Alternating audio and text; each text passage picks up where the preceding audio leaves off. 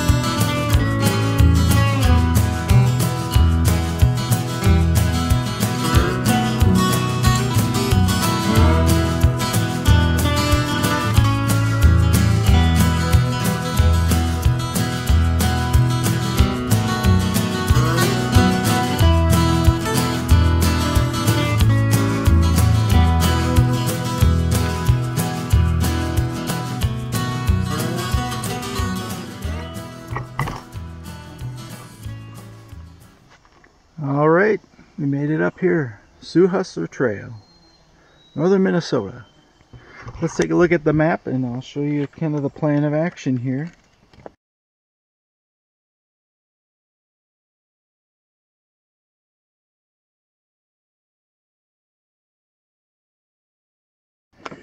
So here are my laminated maps again, or a laminated map.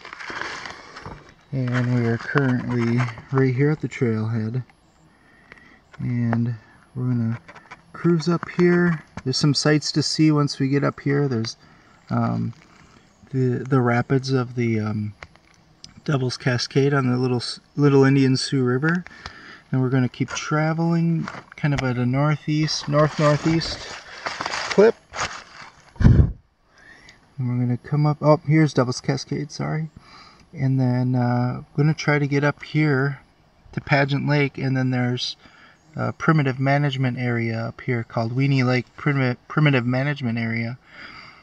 So we're going to go up there and try to check that out.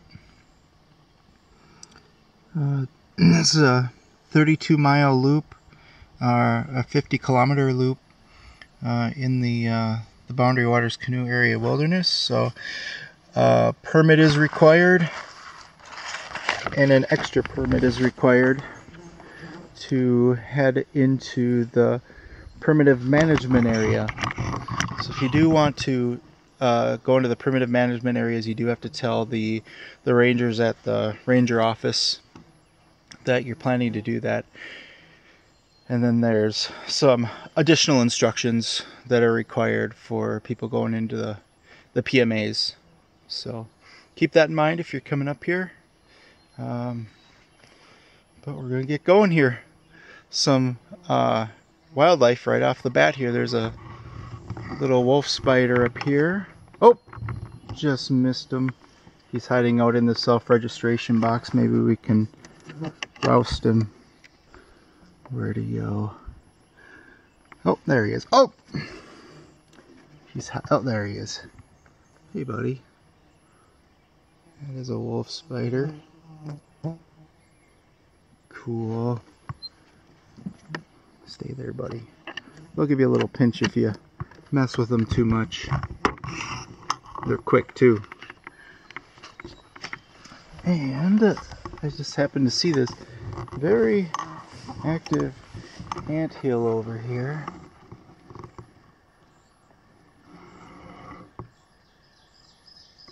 So, all right, some insect wildlife so far on the trail. So, all right, we're gonna try to make some progress here today. It's quite a ways up to that Pageant Lake campsite, and if we want to go even further into the PMA, we have to really be moving. There's some sites I will obviously stop to look at, but this part of the trip is going to be mileage, so away we go.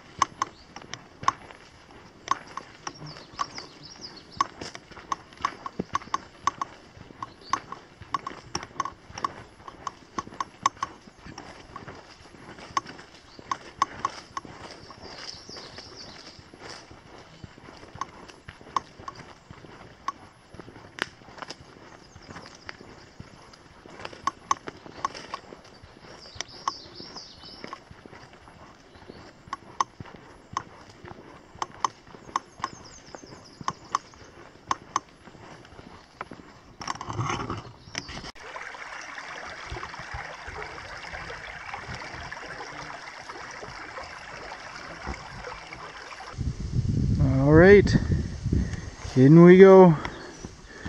Trail.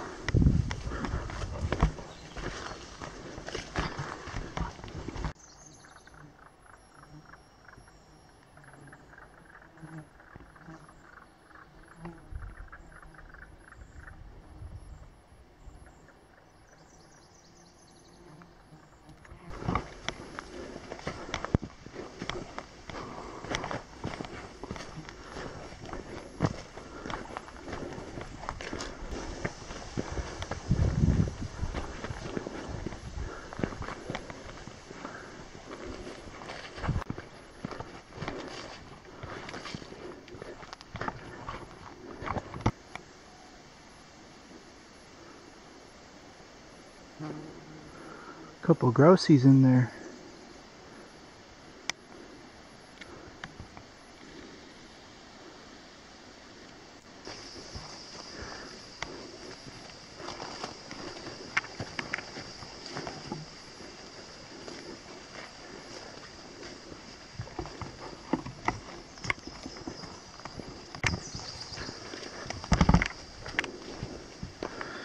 All right, yeah, I'm going to give you a few facts about the Sioux-Hustler Trail. I just kind of ran into some information online, and I thought maybe I would share that with you guys out there if you're interested in coming up here.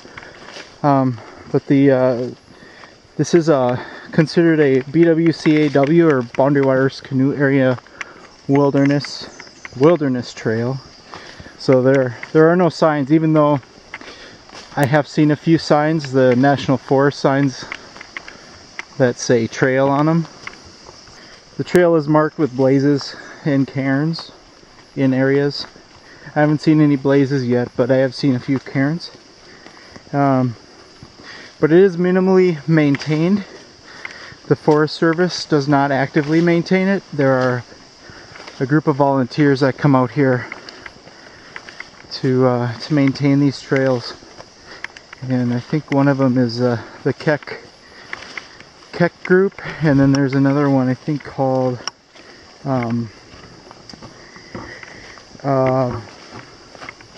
it's like the Minnesota Wilderness Trails Alliance, something like that. And they have the Friends of the Sioux-Hustler Trail. And there's ways to get in touch with them if you want to help out.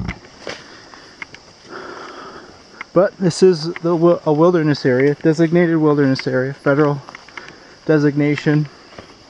So a permit is required to be in here. And for one person it's $16. With an online reservation fee of $6 for your convenience. So if you go to the ranger station and get a permit,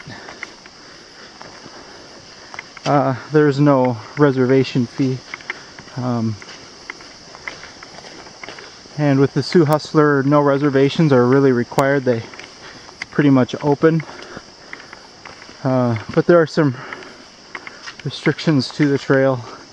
Like you gotta limit your number of people or limit your group size to 9 or less. And you gotta have your permit, of course. No bottles or cans.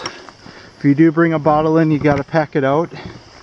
So I do have a few quote-unquote bottles that I use for fuel, but those always come back out with me, obviously.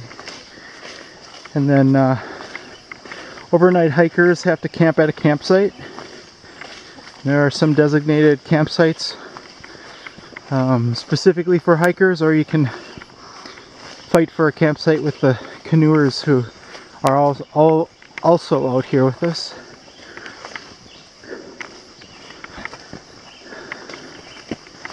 And then with a hiking permit, you are allowed to camp off trail 150 feet and away from lakes and streams and rivers 150 feet.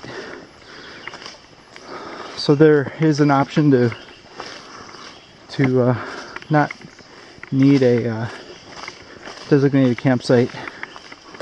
It does, however, require that you, or limit you to not having a fire. So if you're going to camp over a stove, if you're not going to camp over a stove and you're going to rely on a fire, you have to camp in a designated spot.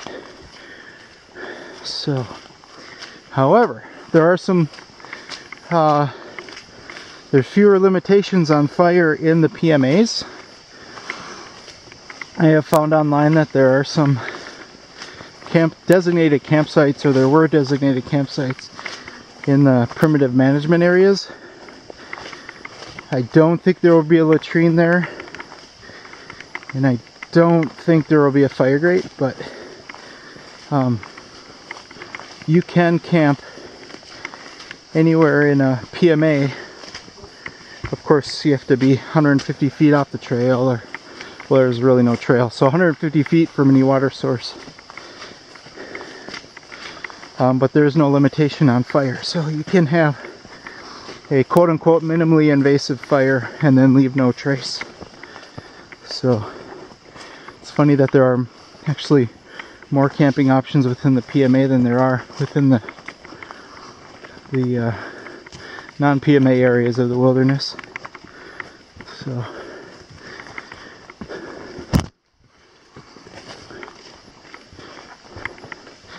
Now there are no trails into the PMAs, so you will have to bushwhack in there. You'll have to have a good compass or a GPS and a good map with topo line so you can gauge where you're at. What's nice about Minnesota though is that there's thousands of lakes, so if you walk through the woods, say a quarter mile, you're gonna most likely run into a lake, or if you follow a stream for a quarter mile, you'll fall into a lake. So lakes are excellent landmarks, obviously. Not land, but watermarks. I don't know. Alright. Whoa. Very nice trail so far. Good treading spots. Kind of wet in the others, so it's kind of 50-50. 50 that looks like this, and 50% is pretty muddy and wet. So Gore-Tex boots or shoes are good. Keep you dry for a little while, at least until you start sweating.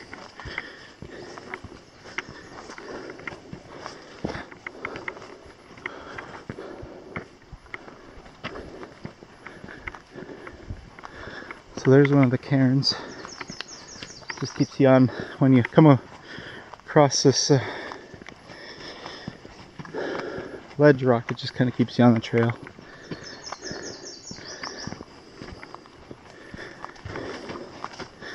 Alright, I'm going to sign off for a little while here and keep on moving.